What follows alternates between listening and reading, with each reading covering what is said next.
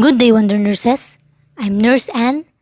Today, we will discuss some important topic in fundamentals of nursing. If you're ready, let's start.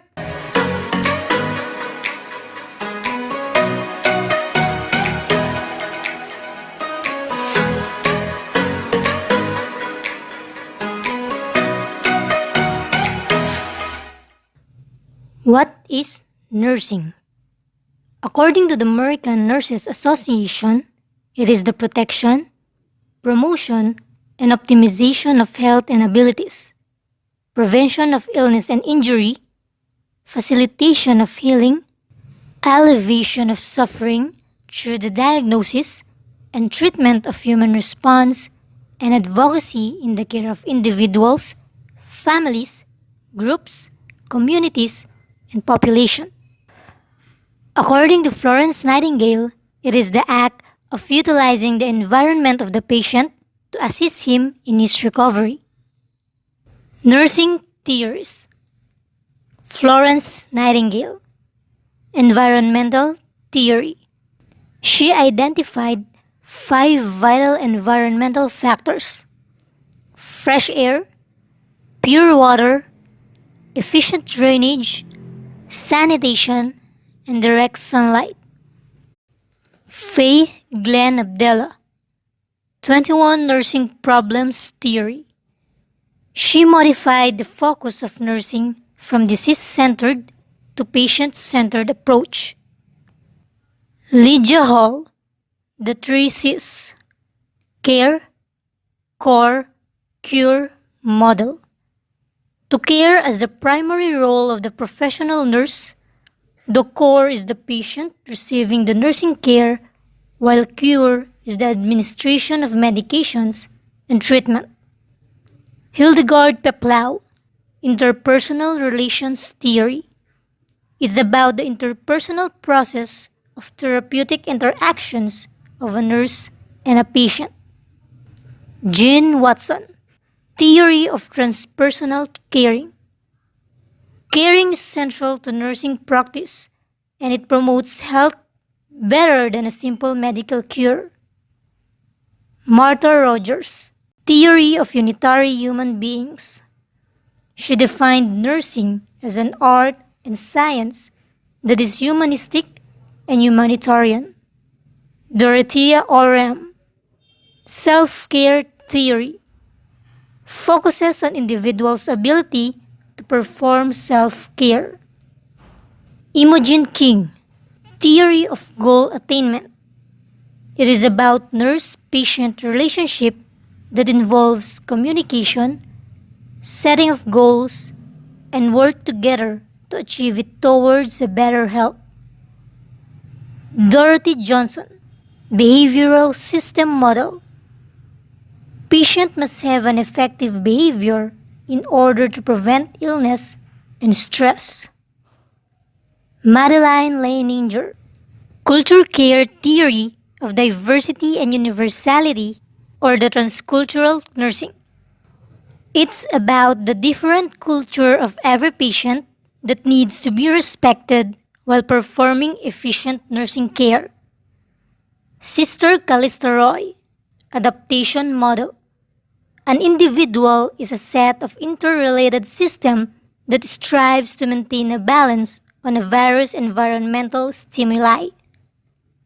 Abraham Maslow, Hierarchy of Needs, a theory of human motivation. It is a motivational theory in psychology that includes 5 levels. It starts from the most basic needs, which is the physiological needs, safety needs, love and belonging, self-esteem, and self-actualization. Nursing process. Assessment. It involves critical thinking and data collection. This includes the subjective and objective data. Diagnosis. It needs clinical judgment based in the assessment and to assist in the planning and implementation. The purpose of diagnosis is to identify the problem of the patient. Nanda, or the North American Nursing Diagnosis Association, provides a list of different nursing diagnoses. It is also important to perform prioritization with the help of Maslow's hierarchy of needs and your ABC. Planning, goals and outcomes are being formulated. Goals should be SMART, which means it must be specific, measurable, attainable, realistic, and time oriented. Implementation. It is the implementation of nursing interventions outlined in the plan of care. Lastly, is the evaluation. To evaluate if the desired outcome has been met, partially met, or not met. Nursing skills. First is chest physiotherapy. It is a dependent nursing action and it is done by proper positioning of the patient, percussion, and vibration in order to loosen the secretions. Note, it needs a doctor's order. Since it is a dependent nursing intervention, check first if it is ordered by the physician before performing the procedure to the patient. It is best performed before meals. You should always consider the patient's tolerance during the procedure. There is a proper sequence in this procedure. First is the proper positioning of the patient, followed by percussion and vibration. The proper position during postural drainage is: if the secretions are in the upper area of the lungs, position the patient in an upright position. If the secretions are in the lower area of the lungs, position the patient in a T-bird position. If the secretions are in the right lung, position the patient in a left lateral position. If the secretions are in the left lung, position the patient in a right lateral position. Proper positioning is needed because the gravitational force is used to drain the secretions in postural drainage. Second is the percussion. It is the forceful striking of the chest using a cup hand. Don't forget to put a towel before percussion. This is to promote the patient's comfort. Lastly is the vibration. It is the vigorous quivering of the chest of the patient using the heel of the hand. You should perform vibration during patient's exhalation. After the procedure, inform the patient to cough and try to expectorate the secretions. Before we proceed, I just want to thank each and every one of you who keep on watching my videos and supporting to my channel by subscribing. Rest assured that I will do my best to help you understand each topic in the simplest way possible. It's always been my pleasure to help you. Okay, let's continue. Next skills is the nasogastric tube insertion, feeding, and removal. Purposes: first, it is for feeding and medication administration if the patients can't take it orally. It is also for gastric decompression. It is also for lavage, especially for cases of poisoning. And it is used to obtain gastric content for laboratory analysis. Note on NGT insertion.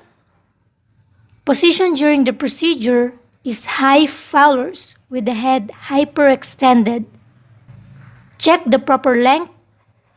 For the adult, it is from tip of the nose to the earlobe to the xiphoid process. While for the infant and child, it is from the tip of the nose to the earlobe to the point halfway between the xiphoid process and umbilicus. Use only a water-based lubricant. If there is a positive resistance during insertion, withdraw the tube. Check for any obstruction, relubricate the tube and reinsert on the other nostril. And if there is still positive resistance, consult the physician. For conscious patient, ask them to swallow to facilitate the insertion. To confirm the proper placement of the tube, the patient should be able to speak. Another method is the use of a stethoscope by introducing an air while listening to the gurgling or whooshing sound in the stomach. But the most accurate is the use of an X-ray. Note on NGT feeding, the proper position is an upright position. Confirm if the tube is still in the proper place using the stethoscope. Check if there is any residual volume. If greater than 100 ml, hold the feeding and notify the physician. Introduce the feeding slowly to prevent GI upset. The height of a feeding is 12 inches. After feeding, inform the patient to remain upright for 30 minutes. Lastly, is document. Note on NGT removal. Instruct the patient to inhale and hold the breath while removing the tube. You can also check the link in the description below for the discussion about vital signs and other related topics. Let's continue the discussion in our next video for more nursing skills and procedures. Thank you for watching. Thank you for listening. I hope you learn and understand something. If you want more videos, don't forget to subscribe. See you on the next video.